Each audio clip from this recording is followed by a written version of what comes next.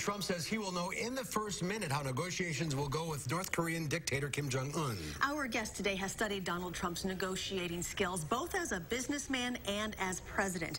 Marty Latz analyzed 100 Trump negotiations for his book, The Real Trump Deal, which will be published later this month. And we welcome him to Live at 4. Marty, welcome. Thank you. Thank you for inviting me. You have been studying and teaching negotiation for over 25 years, so the president must have been a rather interesting and good subject for your book. Well, what's incredible about President Trump and then businessman Trump for almost 50 years is he's been transparent about what he's done, what moves he's made, and his counterparts have also been pretty transparent. He's been a public figure for almost that entire time, and in a really unique way, we actually now know what he did, what he didn't do, and what his counterparts did. So it was really an open book for me to evaluate, to study, and to match up his strategies with the experts' proven research. We actually know now, based on the research out there, what works and what didn't work. And?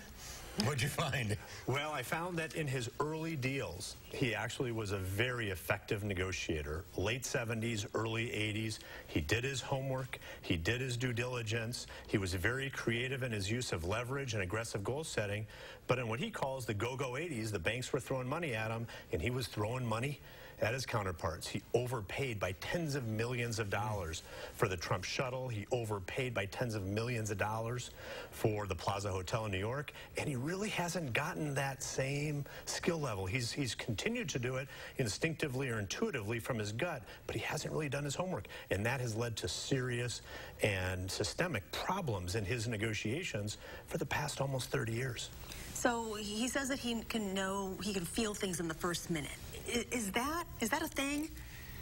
Well, when you say is it a thing, you know, I'm certainly first impressions have a disproportionate impact on negotiators, and he will certainly get a gut feeling. The problem with going with your gut is it doesn't necessarily really give you the type of strategic sense and the type of strategic negotiation plan that you really should have, especially when life and death and the security and safety of millions of people is at stake. That's what concerns me. Yeah, we're not talking about vodka here. We're talking about a country with nuclear weapons. And not only do they have nuclear weapons, but they have the ability to deliver it, potentially all the way to the U.S. mainland. And we have a 30-something dictator who has been schooled in these strategies and techniques for quite some time. And that has been proving problematic for his summit right now, because you have seen actually some pretty effective negotiation moves by North Korea and some pretty ineffective ones, unfortunately, from President Trump and his team for the United States. The president, when he was a candidate, he said, I am the deal maker. You know, I should be in there. Well, government's different than business. Government is significantly different in business. And in fact, there is a chapter in my book on the top 10 differences between President Trump's business negotiations and President Trump's negotiations, or any kind of presidential negotiations.